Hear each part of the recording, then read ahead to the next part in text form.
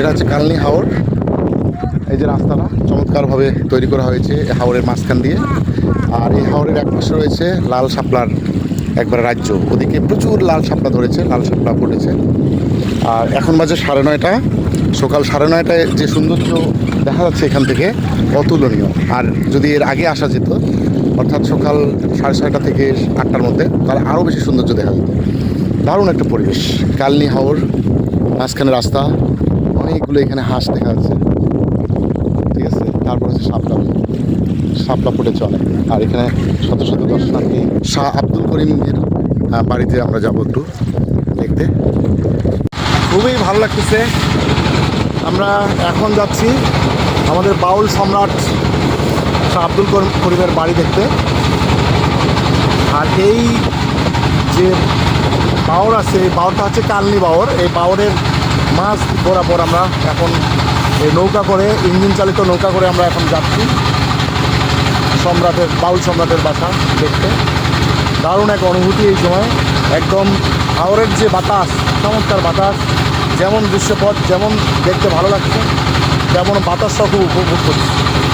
সব মিলে অসাধারণ একটা সময়, অসাধারণ একটা মুহূর্ত। মনে মায়া লাগাইছে, পিরিতি শিখাইছে, মনে মায়া লাগাইছে,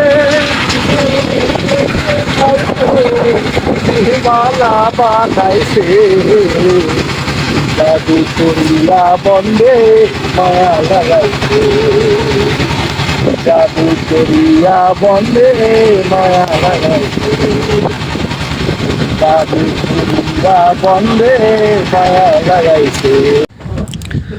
হাওরের মাঝখানে একটু আমাদের যাত্রা বিরতি, এই নৌকা ভ্রমণের যাত্রা বিরতি। ও, এটাকে আমি চর মনে করছিলাম দূর থেকে। হ্যাঁ, এটাকে চর ভেবেছিলাম, কিন্তু আসলে এটা চর না, জাস্ট একটা রাস্তার মতো। হ্যাঁ, যাতায়াতের একটা ব্যবস্থা আর কি, মনে হয় রাস্তার মতো, কিন্তু আসলে এটা চর না, দেখলেই বোঝা যায়।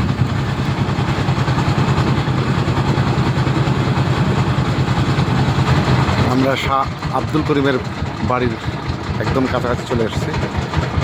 এখানেই নোঙ্গর হবে, নৌকা হয়ে গেছে। আর এখানে দেখতে পাচ্ছি যে অনেক দর্শনার্থী এসেছে।